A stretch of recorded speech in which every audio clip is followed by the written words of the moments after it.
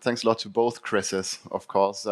Very good introduction to banking as well as treasury issues with cross-border payments as well as global payments. And in our presentation, we're going to focus more on the acceptance side. And we will focus on showing how to balance global cost of accepting payments with the right customer experience and therefore local payments needs in the different countries. Because we see that whenever we work with global merchants on projects, that this is the #1 priority for them. Because on the one side, they of course want to control their cost base because of inflationary pressures, margin pressures that they are facing. But on the other side, what's utterly important for the merchants that we work with is that they provide the best customer experience to the consumers that shop on their website, that shop in their stationary stores, to not lose out on any single customer that is very strained for budget at the moment, also because of inflationary pressures that they are facing on their side. And just to give you a quick glance of who we are at CMSPI and why we're taking this perspective is because we are a leading merchant payments advisory, and we support merchants in finding opportunities within their payment supply chain through data-driven insights that we are generating through the projects that we are delivering, where we're analyzing more than €1 trillion of consumer spend on an annual basis, and therefore we can really pinpoint within the existing setup that a merchant has how to reduce cost of payments acceptance, how to boost revenue with a better customer experience, or deliver strategic insights from our 6 offices across the globe.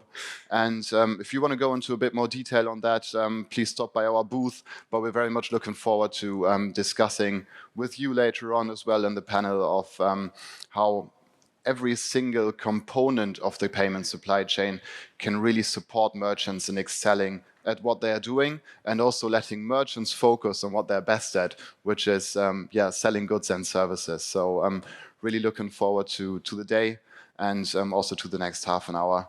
And I'm Max. Very quickly about myself, I'm delivering our projects for the strategic clients that we work with in the DACH region, in Central Europe, but also across the globe. And I'm supported today by Timo, and I'll let you introduce yourself. Yeah. Hi everyone, and I think Chris mentioned it well. We are passionate about payments. We are payments experts, and as Max mentioned, we're working with global retailers across the globe to solve all their pinpoints based on our data. So I'm head of project delivery in DACH. I support our German team here in Düsseldorf. Spent before sometimes in the UK. As you can hear from my accent, I'm French, so nice combo here. Today we want to focus really on the acceptance of cross-border payments. How can you, as merchants, find strategies to mitigate the sort of trends that we're seeing? So we would like to start with our data. So if you move to perfect. So what we are showing here on the graph is a pool of e-commerce merchants that's at CMSPI, based in the EEA, and it's fair to say with post-COVID world, we have seen cross-border payments via cards transaction increasing significantly, more so in the retail space, so the POS space as well. And I think what is an important driver and consideration of increasing cross-border payments is, of course, the cost, right? Because this graph is highlighting a correlation between increasing cross-border payments, but also increasing cross-border costs. And you can see on the curve since January up to March 22, the cost of accepting those transactions has increased significantly. And this is purely based on what's supposedly non-negotiable. So this is taking outside the cost that you would have negotiated with your acquirers or your PSP directly. This is purely on the interchange and the schemes levels.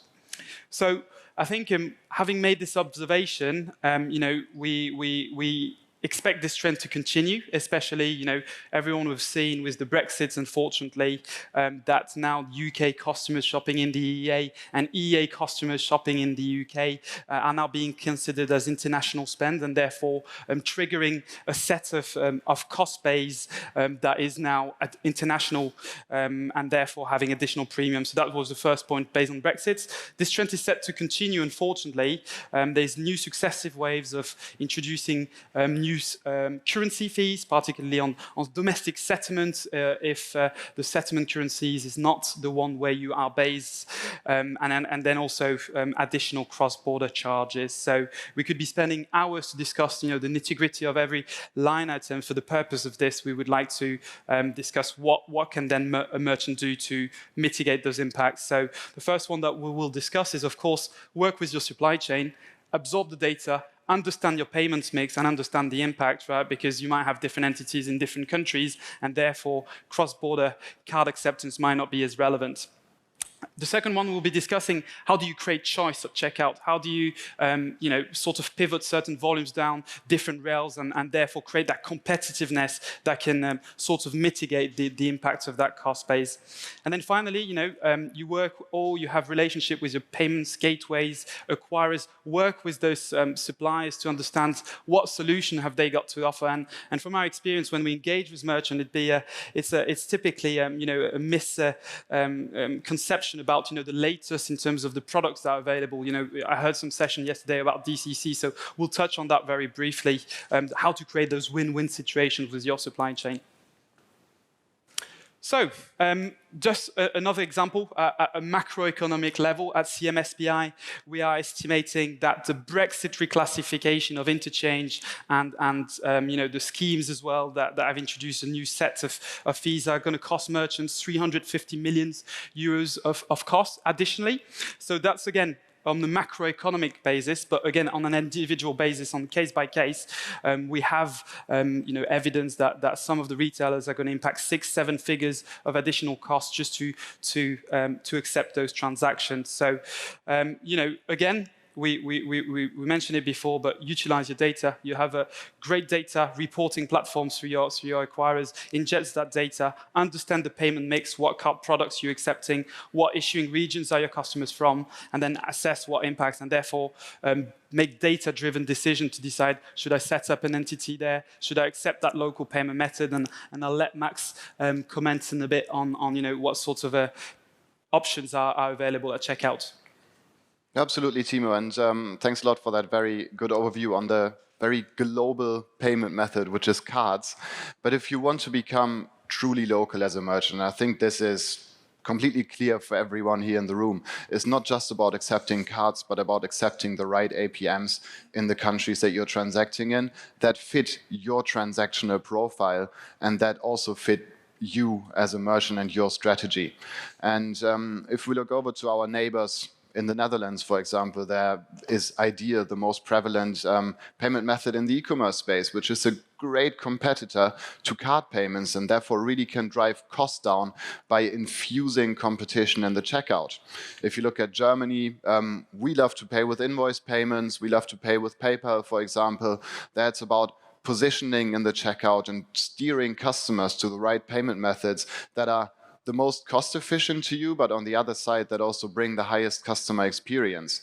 And if you look over to the Asian market, for example, it's clear for us that there's payment methods like Alipay and WeChat Pay, because those are the ones that we also start accepting here in regions outside of Asia.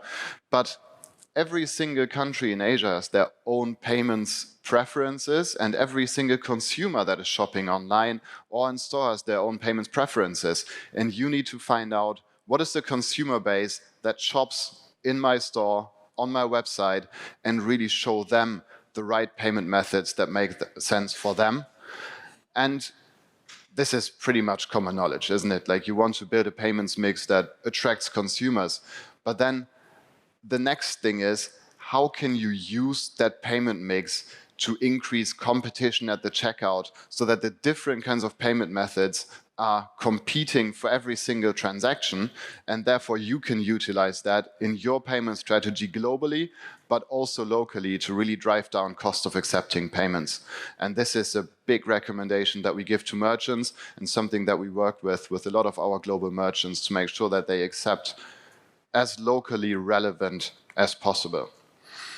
And we've just seen this huge array of payment methods that exist globally. In the end, what you need to do as a merchant, you need to find a data-driven way to score the productiveness of each and every single payment method in every country that you're transacting in, because you need to prioritize.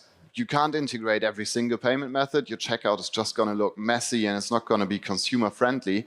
But you want to integrate the payment methods that on the one side add competition to your checkout, but on the other side are as productive as possible in terms of cost of accepting payments, approval rates, the revenue or the additional revenue that you're making, fraud risk, for example.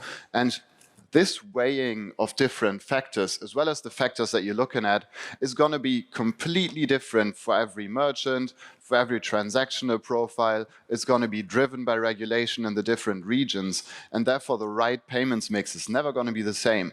It's always going to be dependent fully on merchant strategy, fully on consumer strategy.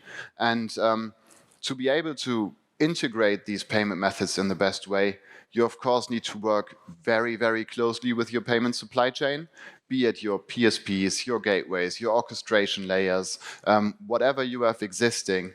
But you need to understand what kind of products are they offering and what kind of payment methods are they offering, and how can these payment methods and products really bring value to my business and also bring win-win situations, like you just mentioned on the DCC side, for example, and how you can utilize that for your business to drive more productivity in the end.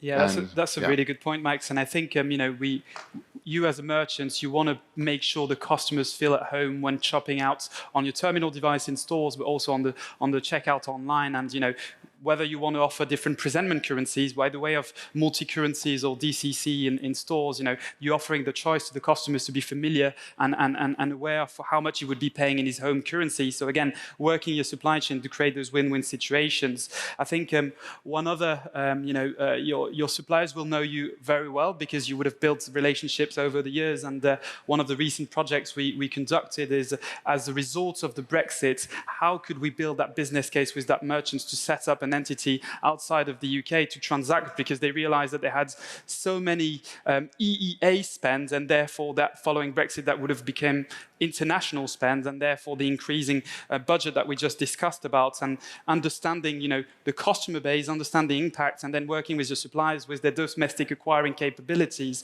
to set up entities in certain countries because you have that profile in this region. So again, I think there is a lot of insights, data that can be derived from your suppliers, and a lot of different initiatives that can be conducted on the back of that. Absolutely. And with that, let's start the panel discussion. We invite the other panelists on the stage. I know that that's not our job, but thank you very much.